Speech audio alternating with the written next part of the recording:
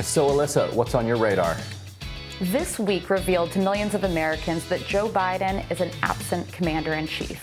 While President Biden remains in hiding at Camp David, refusing to address the American people about his disastrous handling of the Afghanistan withdrawal, another crisis is brewing, this one domestically.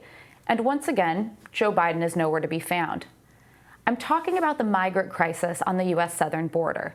Now, regardless of where you come down on the debate over border security and immigration reform, we can all agree that tens of thousands of migrants, including unaccompanied minors, being crammed into overcrowded detention facilities is terrible.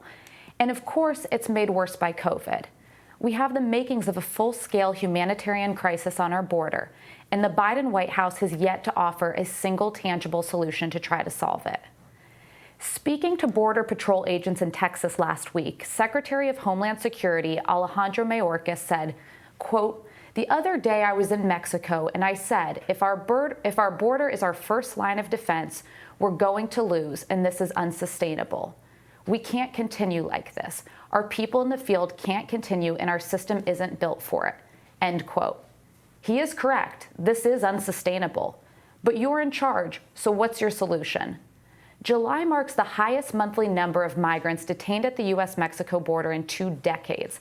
Customs and Border Patrol statistics show 212,000 encounters with illegal migrants, a 13% increase since June of this year, and a massive increase over the 40,000 in July of last year under the Trump administration.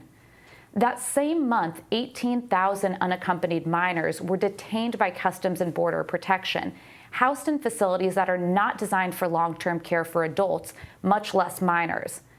In my previous role in the Trump administration, I visited 2 of these facilities and saw the conditions firsthand. Even with additional funding, these sites are not equipped to house migrants long-term, nor do they allow any ability to socially distance in this time of COVID. Now, statistics from the Department of Homeland Security tell us that 1 in 3 women who make the long and arduous journey across the southern border will face sexual assault.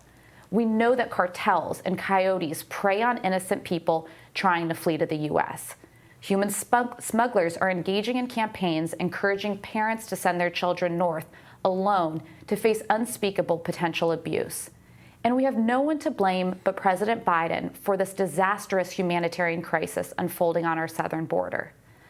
Biden campaigned on mass amnesty, which now looks like it may be a reality according to the text of the infrastructure bill. What he didn't tell migrants who are risking their lives to try to get to the U.S. is that his administration has no plan to safely process them, to house them, and can't promise they'll be included in any future amnesty package.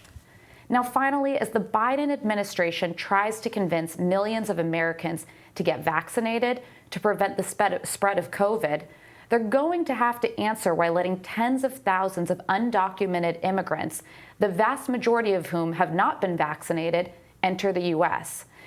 for processing and housing. The moment is ripe for presidential leadership, whether it's on the international stage or at home dealing with our southern border. Simply doing nothing is unsustainable. To quote Joe Biden's own Secretary of Homeland Security, "Your move, President Biden." So, Kim, I would toss this to you. Regardless of where somebody may come down on the debate over immigration reform or open or closed borders, is the Biden administration doing enough to deal with this migrant surge at the southern border? I don't really know what can be done. This is a really, really difficult situation. What we're seeing right now is this mass migration to the border of these minors who typically in years past had numbers that they would call people that they knew in the United States who would be able to take them, family members. But now, from what I'm hearing, is that this group is not like that. They don't have any connection into the United States. And because they're minors, we can't really just turn them away and, give them a snack and say, okay, I guess, go back the way you came. So I think this is a really, really challenging situation for any administration. And I do think that you're right in that COVID really fueled a lot of this. What we saw in the United States was a big wealth transfer from the middle class and the poor into the upper class. And we see this not only happening happening inside of our country, but that happened around the world, where poor countries really were debilitated while the larger countries, the wealthier countries, were able to thrive. So I guess I would ask you, Alyssa, like, what do you think would be a better, how would you like to see Biden deal with this? Well, you're absolutely right, Kim. It's a very, very challenging issue. My first thought would be that we need to come up with some sort of policy to more broadly house people safely in a way that they are socially distanced. There's, not going to be necessarily victims of potential exposure to others while they're here. But we've got to go back to there were many good policies in the Trump era, despite Biden basically tearing those up when he came into office. The Remain in Mexico policy. We also had a policy that allowed people to claim asylum in their home embassies while they were processed for entrance into the U.S. So we could determine, is this a credible case of asylum? Should they be able to come into the U.S.? There's got to be some sort of both a vetting process, but also an immediate way that we can help these people. Simply doing nothing and letting people be in overcrowded, gross, frankly, conditions on the southern border is not the way to do it.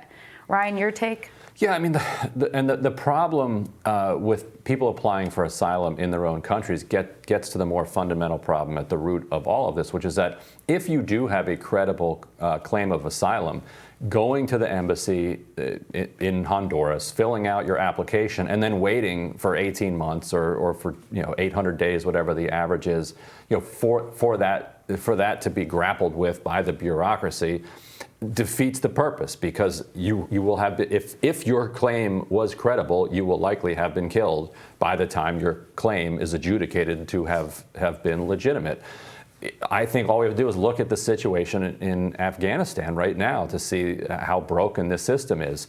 We have known for several months that one of the things that was of the highest importance was getting these interpreters and other people who worked with U.S. armed forces out and worked with NGOs and others out of Afghanistan. We knew that was a huge priority. We also knew who these people were. They literally worked with us. We knew their identities. Yet it was still taking, on average, 800 days to get these applications processed.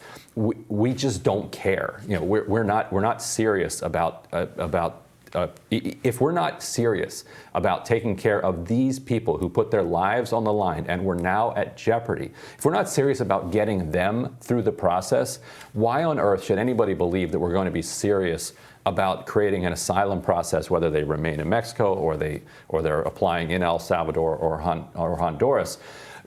We're not. And so therefore, it's back to the original plan. Working their way across the border, getting themselves into a facility so that they can then, get into the process across the northern border of the United States. So, as long as that's the system, that we don't even care about the interpreters who work directly with American troops, there's no reason to think that we're going to take an immigration process seriously anywhere else in the system. It's a sad but honestly probably accurate assessment, Ryan. I would say this. I think that at some point the U.S. has to be willing to reconsider foreign aid that we're giving, especially to the Northern Triangle countries. If after decades and millions of dollars, they're still not addressing the crime and corruption that is driving this migration, that is making people flee their governments and flee living in their countries, then we should think if that's actually in fact working, because it is terrible. If there was a way that we could safely bring all of these people in and, that we could vet them and then frankly we could afford to do that, everyone would want to do it. So I think there's got to be, both a carrot and a stick with these countries that are not doing enough to deal with corruption. Yeah, and this could be sort of like a what do they call it? A learning moment or whatever. So, if we're taking roughly the same approach in Honduras, El Salvador, Guatemala, as we're taking in Afghanistan, slightly less violently, but we're propping up warlords and oligarchs, using the private sector to do development in those countries. The money's all being skimmed off. We're creating the same situation there as we're creating in Afghanistan, and we shouldn't think otherwise. And so, the second that we pull back, you might not see as rapid a collapse as you saw in Afghanistan, but you would see a similar collapse of what is an artificially propped up economy. And I think, Alyssa, just kind of to your point with asylum, is that a lot of Americans do ask the question of whether or not people from that Northern Triangle actually would qualify for what many of us sort of think asylum is for.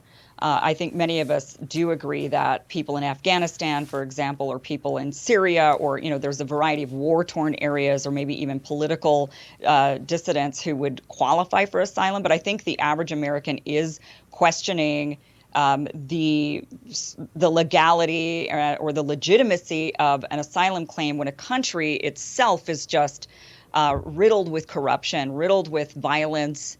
It's almost like, well, the entire nation, I guess, could then come and request asylum. And so, I think that is one of the contributing factors to the border crisis. But Ryan, you're accurate in that, if people can't trust really the asylum process and they sort of have to lie or skirt the system in order to even have their case heard.